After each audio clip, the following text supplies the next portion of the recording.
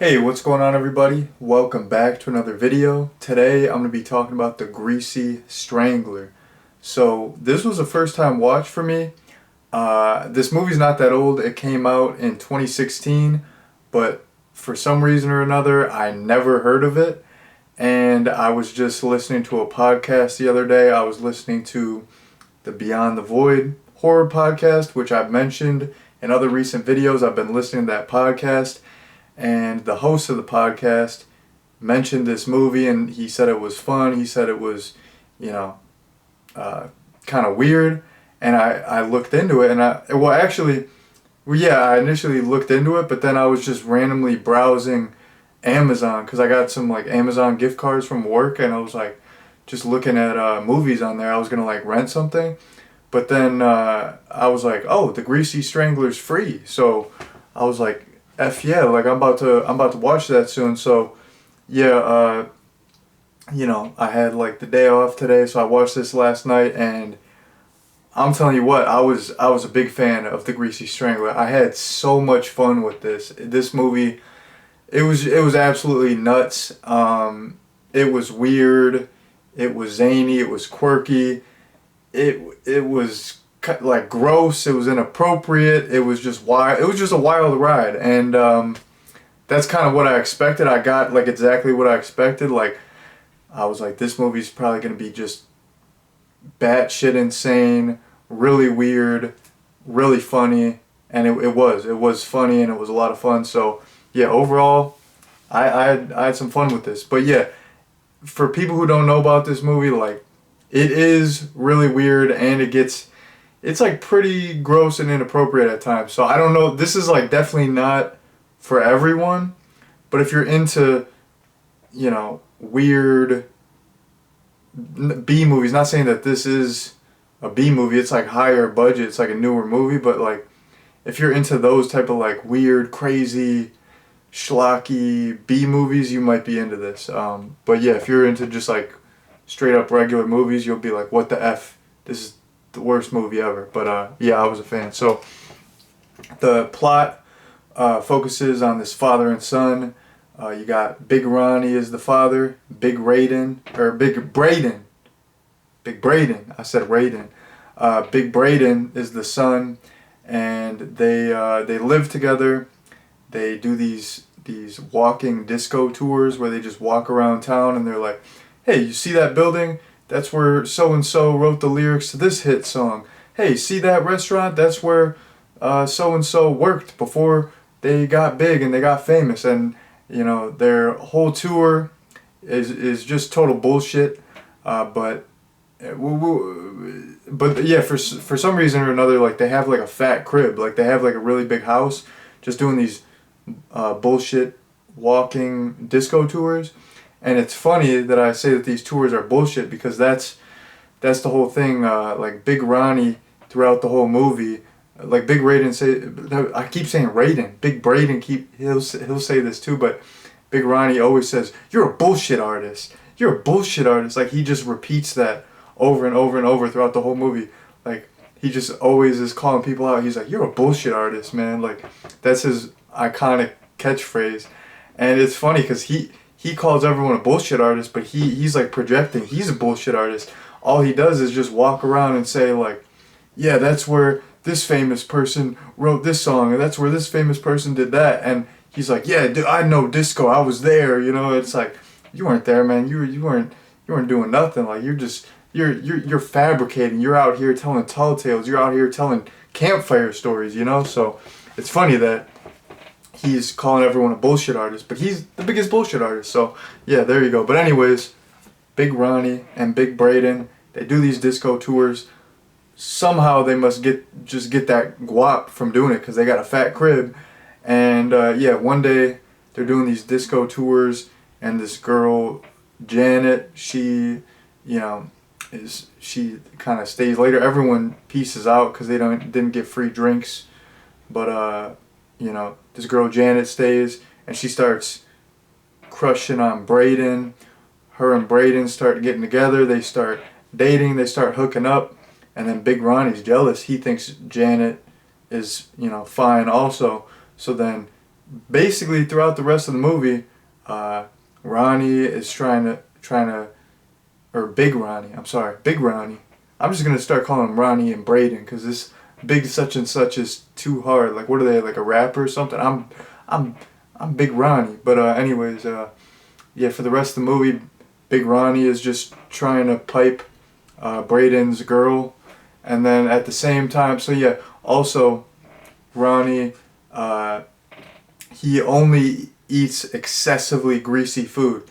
Like, Braden will cook him up just greasy, like bacon, hot dogs, stuff that's already very greasy. And then he'll pour extra grease on it. And Ronnie's like, no, it's not enough grease. I need more grease. You know what this needs? A little more grease. So basically, Ronnie is obsessed with greasy food. He only eats the greasiest food. And at night, he covers his whole body in grease. And then he just walks around town and he strangles people and their eyes pop out. So yeah, in addition to trying to pipe his son's girlfriend, he also douses himself in grease and strangles people. So yeah, that is the basic plot summary there for you. So jumping into my first point here, when I was looking up this movie on the internet before doing my little review here, I found out this was produced by Elijah Wood. It was produced by quite a few people, but it was produced by Elijah Wood. And I thought that was pretty darn cool. And, you know, I didn't know this up until maybe a few years ago, but I was watching the Maniac remake for the first time, the 2012 one. I feel like I only saw it for the first time a couple years ago, but I was a really big fan of that movie. And Elijah Wood was in that, so, you know, of course I know Elijah Wood from, you know, the Lord of the Rings films and countless other films, but like I really started to do more research on him after watching the Maniac remake, because I just thought that was a really cool movie. And I came to realize that he's got this production company. I mean, he founded it with a couple other gentlemen, but he's got this production company, Spectra Vision. It's spelled Spectre Vision. It's either Spectre. I don't know. Maybe I'll throw a little style on it. Spectre Vision, X-ray vision. I got the Spectre Vision. But anyways, he's got this. Elijah Wood has this company, Spectre or Spectra Vision, whatever the heck. I'm gonna say Spectre. And they mainly produce horror films. So yeah, like I didn't know that he had this horror production company. I didn't know that until a couple years ago, and like I guess he's like a huge horror fan. So shouts out to Elijah Wood. Oh yeah, I was talking about, I know him from Lord of the Rings. You know what else? I know him from Wilfred, the American Wilfred. That show, I was obsessed with that when I was in high school. I never would skip school, but you know, senior year, like pretty good grades, easy classes, so I was like obsessed with that show Wilfred, and I called in sick to finish the show Wilfred. I remember that was like a good time. That was 2016. I was like senior year. I was watching Wilfred, and I was watching Quentin Tarantino movies. I was watching they had Reservoir Dogs on Netflix, and I was watching Trailer Park Boys. Like, Netflix still has really good stuff, but I remember 2016, Netflix had some good stuff. I think maybe they had Blue Mountain State. Maybe I was watching it on Crackle at the time, but whatever. Yeah, had to shout out Wilfred. Great show, fantastic show. But yeah, had to shout out Elijah Wood, and I thought that was cool that he was involved with this, and I gotta shout him out because, you know, he's a fan, and it seems like he's putting out some cool stuff with his company, so shouts out to him. Jumping on to another point, so like I said, this movie was so much fun, and I was looking for something fun. It's okay, so going into it with the name Greasy Strangler, I thought it was going to be way more, you know, I thought it was going to have more of a horror tone. It does, you know, it does have some gore, it does have some horror elements, like, you know, all the kills are mainly people getting strangled and then their eyes pop out, and there's some good gore. It's kind of cartoonish, but it's pretty good.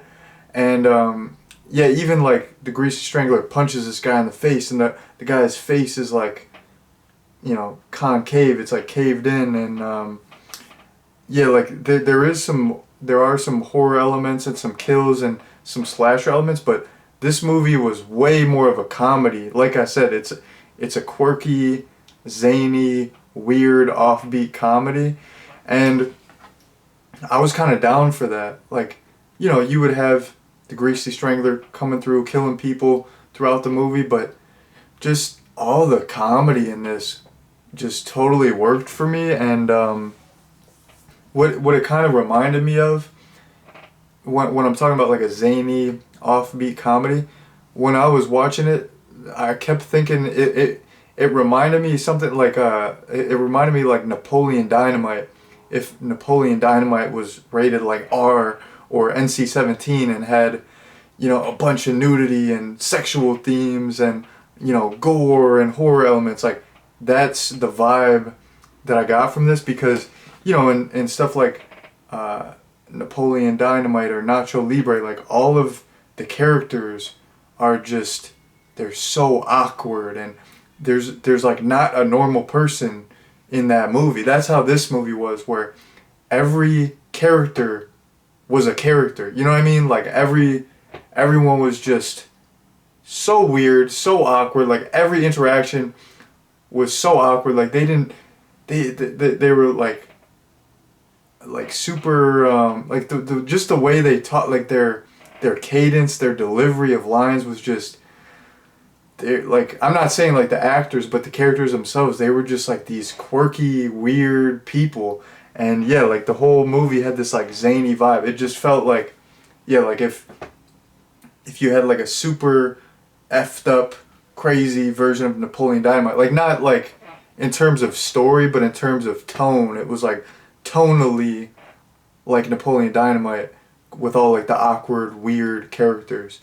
But yeah, it was story wise, it was just, you know, it was just a guy trying to pipe his son's girl and kill people and eat greasy food. But yeah, there you go. But and then, okay, in terms of a lot of the sequences and a lot of the comedy, there was so much repetition in the movie. I kind of touched on that earlier, talking about like how Big Ronnie's always saying bullshit artist, bullshit artist. Like homeboy probably said bullshit artist 3,000 times. Like if I had a penny for every time Big Ronnie said bullshit artist, I probably have $1 or $1.50. You know what I mean? So there's a lot of repetition, and it had that feel of like you're in a trance or you're in a fever dream, or, you know, like I thought, to be honest, I thought I was having an acid flashback. Like I turned this movie on and I got maybe 15 minutes in and they started like all the repetitive stuff and there's all this weird awkward stuff. Like I thought I was having an acid flashback, you know.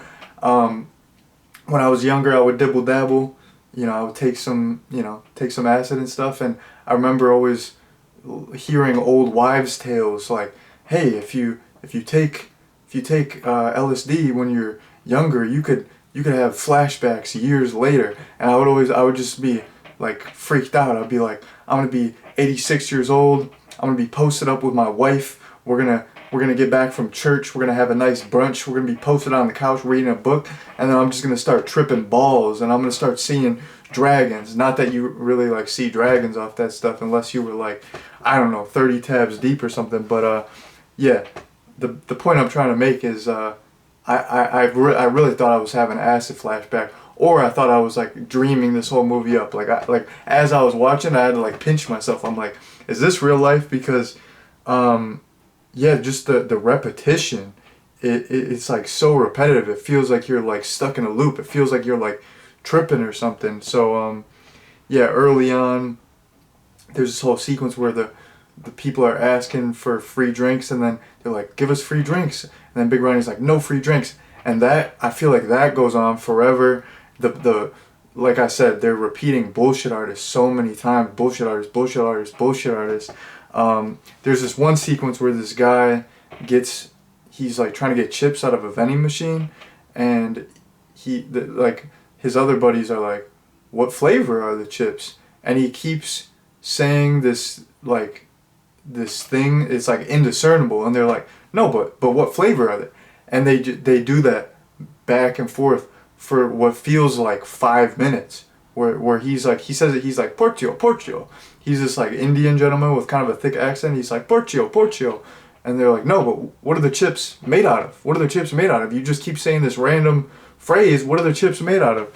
And he's saying potato, but like they just go back and forth with that for like 5 minutes, and it's that a lot of the humor. There's like a lot of just straight up funny lines, but like a lot of the humor is just like stuff that just goes on for so long that it's like it like ebbs and flows. It's like funny, and then it's like you're kind of annoyed, and then it's like it just goes on for so long it's like really funny again. So yeah, all that stuff's funny. And then there's also this repeating sequence where every time every night that Big Ronnie goes out as the Greasy Strangler, he goes to this car wash. He just walks through this car wash, and he like, you know, he gets like all the grease cleaned off him with it's those things at the car wash that they have like those towels hanging off them. They kind of look like octopus tentacles. That's what I always thought when I was a little kid. But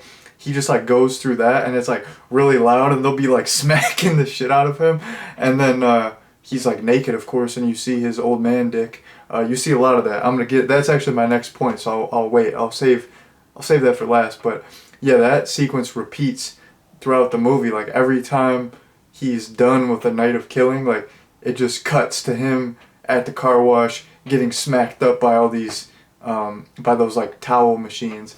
And then the guy who owns the car wash is this blind guy, and then Big Ronnie always just gives him fake money. He just gives him like paper that's like has like he wrote like a dollar sign on it, which he didn't even need to do that if the guy is blind. Like just give him the paper. But that whole repeating sequence is fun. And basically the point that I was trying to make is this movie feels like a drug experience. It feels like you're in a trance or a fever dream or having an acid flashback. It's like so repetitive. The characters are so weird, so quirky. The movie's weird. It's batshit crazy, but I think it's really fun and really funny. So there you go. But you got to talk about the nudity. There's a lot of nudity in this, and like a lot of awkward, kind of gross out, like sexual scenes. Yeah, this so okay. I mean, Big Ronnie, when he goes out as the Greasy Strangler, he's naked, but you don't see anything because he's covered in grease. But like every time after he cleans himself off, you do see his package, and I mean, I think it's like a prosthetic. I don't know, but if it's not, like he's packing. So shouts out to him. And then also Janet, she gets naked a lot. She's played by Elizabeth DeRazzo, who played Maria in Eastbound and Down, which like that's the best show ever. I don't know if you all are familiar with that show, but it's a great show. It's like, you know, Danny McBride. It's Jody Hill directed it. Great show. But yeah, basically she gets naked a lot, which I didn't mind. I mean, a lot of people probably don't think that she's attractive, but I mean, I think she's fine. Like she could get it. So yeah, she gets naked a lot. Big Ronnie gets naked a lot. And then he pours grease on a grapefruit, and he's like, I forgot if he's like fingering it or he's like licking the grapefruit. That was disgusting. And then like when Braden is having sex with Janet, it's like the most awkward sex scene ever. Like she's just on top, and he keeps saying like, am I doing it right? Am I doing it? Like he doesn't need to do anything. Like she's on top. Like he just literally has to lay there. But he's, you know, he doesn't really get ladies like that, so he's just like, am I doing it right? Am I doing it right? Like that every time they have a sex scene, that junk's awkward. So yeah, the nudity in this is crazy. The sex scenes, like all the nudity and sex scenes, this is kind of some gross stuff. It's like, because like I said, this movie has that awkward vibe. All of the sex scenes and stuff like that, it has like an awkward, gross out vibe where it's like you'll be in your house by yourself, but you'll be like embarrassed and uncomfortable watching certain sequences in this movie. So yeah, you gotta mention that. And that's like a disclaimer too. Like if you think that's something that you don't want to see, don't check out this movie. But in terms of a recommendation, I think I would 100% recommend this because, like I said, I think it's a lot of fun. I enjoyed it. Yeah, it was a cool movie, super unique. I would definitely recommend it. It's like I said, it's free on Amazon right now. Like, you don't even have to have Amazon Prime if you have Amazon Freevee or whatever the heck. I don't know if it's still called that, but yeah, if you just have an Amazon account, you can watch this with ads. So I would recommend it. But I mean, if you've listened this far, you know this is, it's kind of more of a niche movie, and if some of the stuff that I mentioned seems like it's not up your alley, this is not going to be a movie for everyone. But if you're into these type of movies, I think this is a great movie to watch. So that's been my recommendation, and that has been my review of The Greasy Strangler. Thank you all very much for watching, and peace out.